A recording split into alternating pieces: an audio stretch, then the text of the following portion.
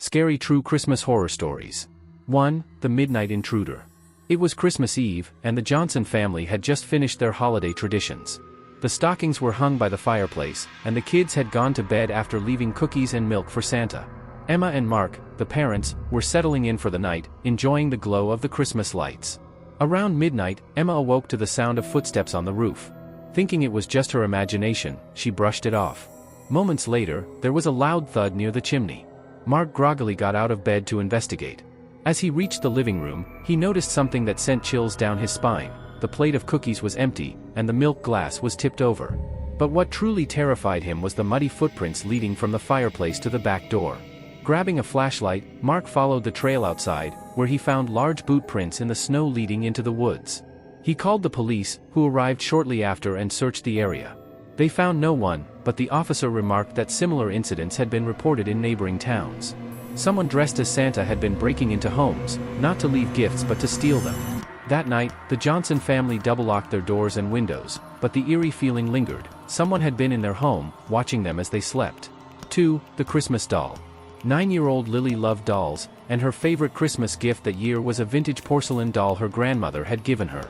The doll had curly blonde hair, a painted smile, and a delicate red dress. Lily immediately placed it on the shelf above her bed. That night, Lily woke up to the sound of faint whispering. She turned on her bedside lamp and glanced at the doll, but it was exactly where she had left it. Shrugging it off, she went back to sleep. Over the next few nights, the whispering continued, growing louder each time. When she told her parents, they laughed it off, blaming it on her overactive imagination.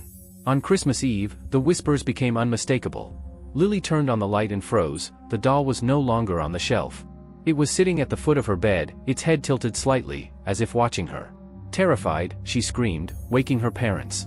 Her father grabbed the doll and threw it into the attic, locking the door behind him. The next morning, as the family opened presents, Lily's mother screamed.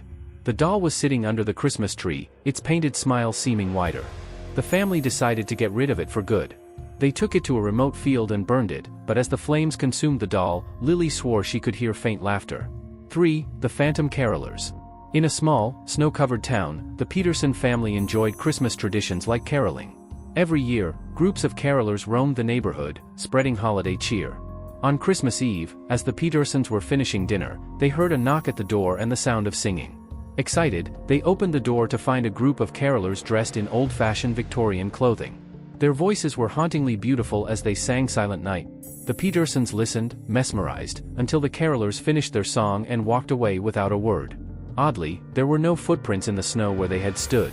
The next morning, curious about the strange carolers, Mr. Peterson asked his neighbors if they had seen or heard them.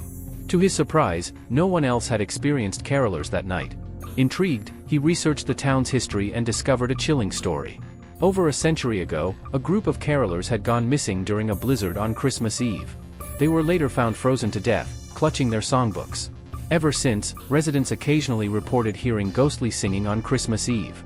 That night, as the Petersons sat by the fire, they heard faint voices in the distance. This time, they didn't open the door.